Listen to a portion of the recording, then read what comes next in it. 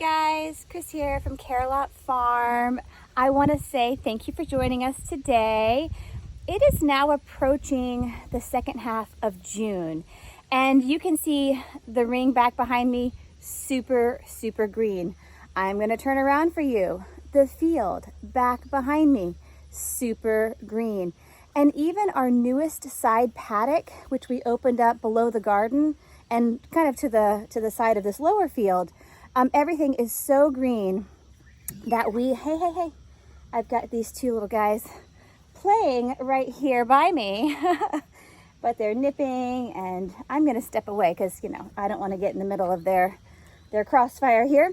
But what I was saying is everything is so green, and that is because it has been very wet and we've had relatively mild temperatures, and so the grass has really taken off for, I would say, a second time. You know, we had that early spring grass where everything popped up, and now we're getting the second, real surge in the grass.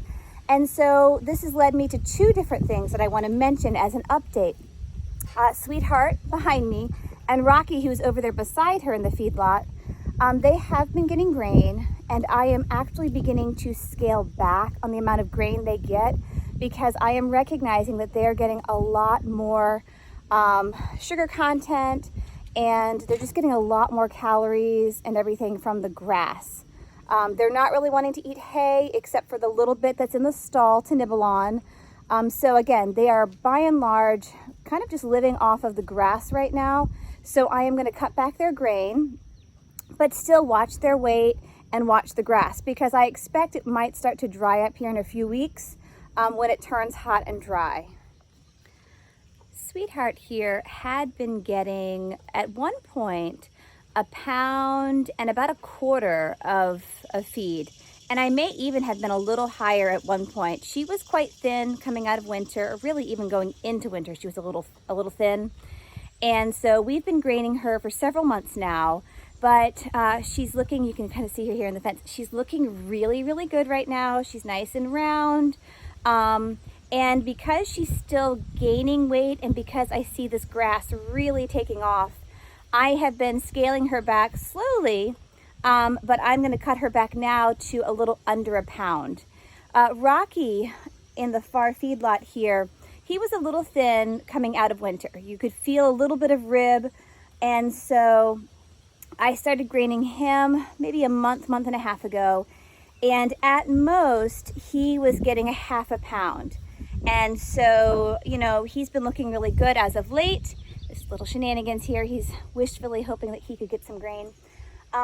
But I have been slowly, I slowly built Rocky up to that 1/2 pound, and now I'm slowly scaling him back just a little because I am feeling like he is looking really good as well right now. And with all of this grass, I really don't want to overdo it. So again, the little grain update. Sweetheart is currently getting a little under 1 pound, maybe 3/4 of a pound, and Rocky is getting maybe 1/3 of a pound. So they're both getting Triple Crown Senior once a day. A couple of weeks ago, I was also considering giving Shenanigans here a little bit of grain. Like Rocky, I thought he was a little thin. He still has a bit of that like young, kind of gangly look to him. And so, when I was running my hands across his ribs as well, I felt he was just a little thinner than I wanted, but I did decide to hold off on graining him and to really wait and see what he does as we head into the summer months, because I figured, well, he's either going to drop more weight and definitely need some grain, or like we're seeing with the grass right now, he's just going to naturally be able to pick up some weight. So, he is certainly on the leaner side, but for a youngster, I think he's looking really good. So no grain for Shenanigans, and no grain for Snuggles. She's still doing really well, especially on this new grass. So here we have Sweetheart, and I was telling you that I'm going to be cutting back her grain, and if you look at her here, she is nice and round. You don't see any rib, and when I come up and kind of run my hand over her rib cage, I don't hardly feel anything. But when we first adopted her back on Halloween, Her top line here was bony, and you could really kind of feel her rib. She's always been round and given that nice round impression, but she was still thin. And even her shoulders, she had very kind of pointy shoulders. She didn't have much muscle or covering there either. And so, you know, we have been graining her very carefully, and she's looking excellent right now. So, you know, we are going to scale back because I recognize that her weight is in a really good place and we have a lot of grass right now. So I just wanted to show you though, because she is looking fantastic. I have little Rocky here, and you know, we are graining him like I told you, and you can still see ever so slightly a little bit of rib on him. You know, when I run my fingers over his rib cage, I can certainly feel the ribs. So, you know, he is not too thin, but he is still a touch thin. And so that is why he is getting that little bit of grain in the morning. And we're just gonna keep monitoring him. You know, if it looks like the grass dries up and he needs a little more, we will increase his grain back up to that ½ pound.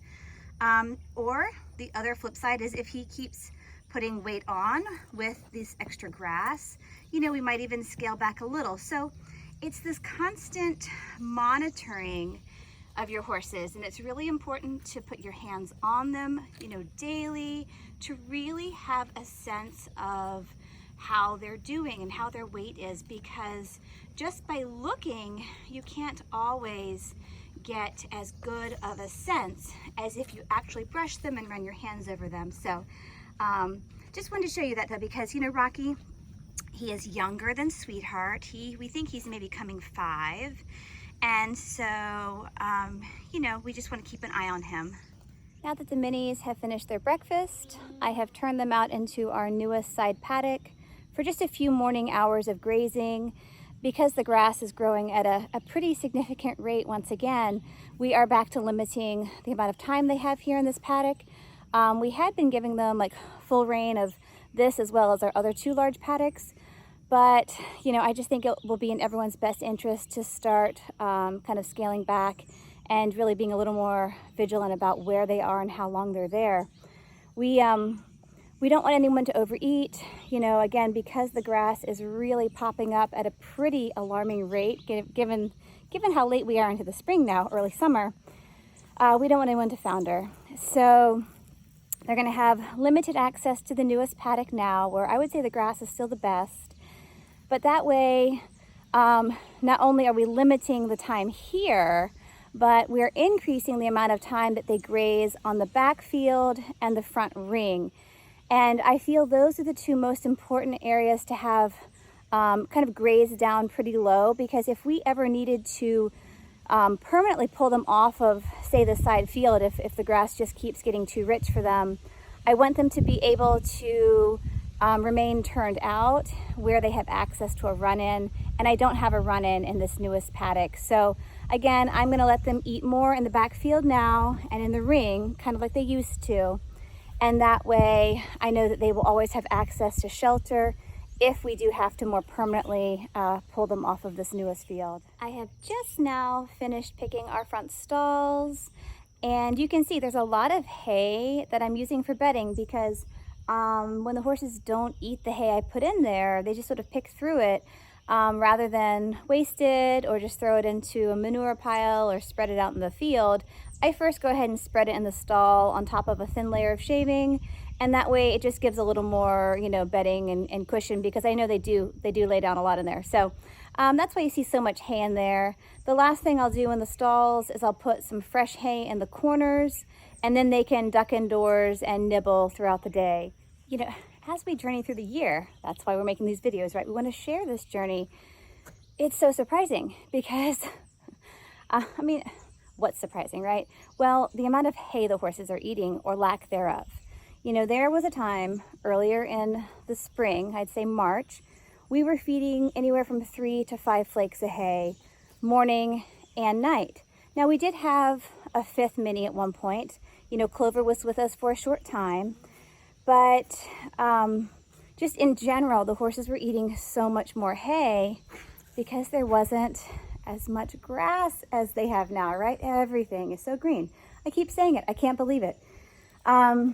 So now they're getting one flake of hay in the morning and maybe one flake at night. And even if I do that, I know it's way more than they're actually going to eat. So again, these little things that keep changing, every week or, every couple of days, it still kind of surprises me and boggles the mind. But lo and behold, one flake of hay in the morning and at most one at night.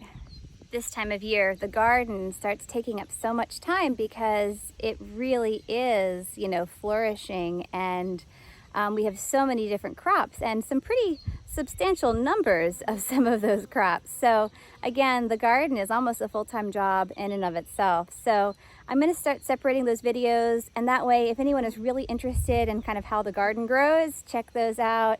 And if you just want to follow our minis as we continue to journey through the year, you'll have that ability as well. We're just so glad that you joined us, and we hope you keep coming back. And we're always busy here on the farm, and that's how it should be, right? There's always something to do, plants to tend, animals to feed, grass to mow, and that's the life on a small farm. So hope you enjoyed, and I hope you pick up some tips along the way, because we really are hoping for these to be an educational sharing for anyone who might be in a similar situation as us, or perhaps considering stepping into a similar situation. So again, bye guys, have a great day.